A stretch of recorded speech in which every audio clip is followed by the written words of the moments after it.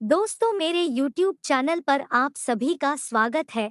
अगर आप इस साल करवा चौथ का उद्यापन करना चाहती है तो इस वीडियो को पूरा जरूर देखें। इसमें करवा चौथ के उद्यापन की सभी विधि को बताया गया है। साथ में करवा चौथ में कौन सी विनायक जी की कथा सुननी चाहिए यह भी इस वीडियो में आपको बताऊंगी।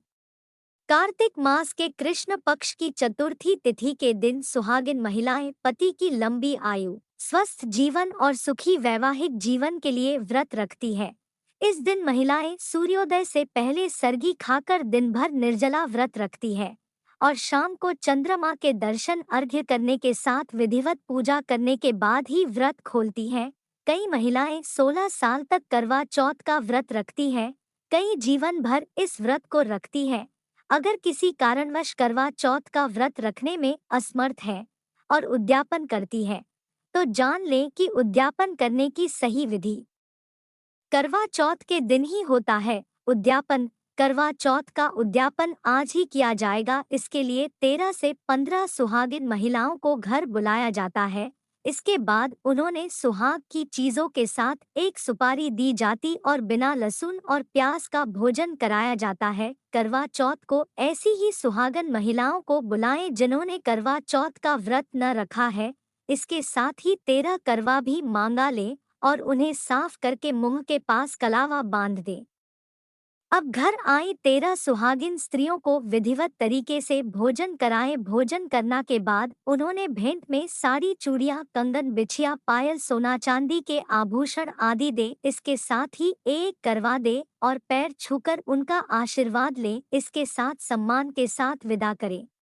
करवा चौथ व्रत कथा के बाद विनायक जी की कथा भी जरूर सुने। किसी भी व्रत में या कोई भी हम पूजा करते हैं उसमें हमें विनायक जी को जरूर याद करना चाहिए, उनकी कथा सुननी चाहिए और उनकी आरती करनी चाहिए। विनायक जी की इस कथा को करवा चौथ में जरूर सुने।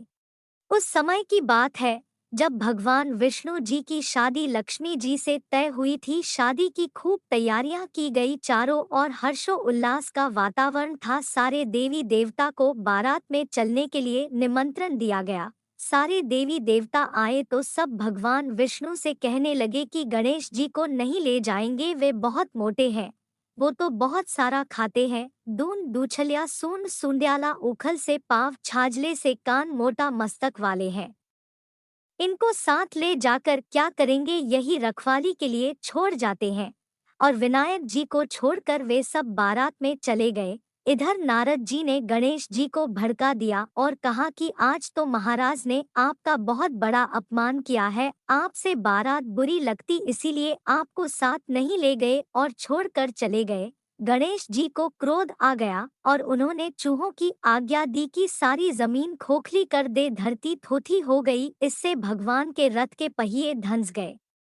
बहुत कोशिश करके सब परेशान हो गए, किसी भी तरह से पहिए नहीं निकले तो खाती को बुलाया। खाती आया, सारा दृश्य देखा और पहिए को हाथ लगाकर बोला, जय गजानन जी, और इतने में तुरंत रथ निकल गया। सब देखते रह गए, सबको बड़ा आश्चर्य हुआ। उन्होंने पूछा कि तुमने गजानन जी को क्यों याद किया।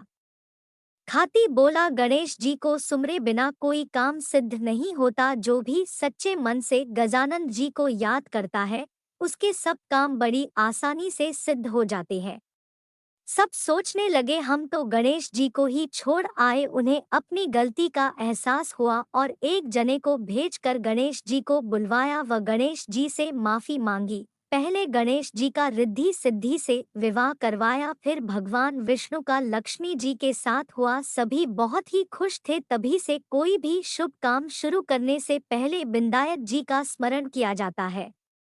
जैसे भगवान का काम सिद्ध किया वैसे सबका सिद्ध करना।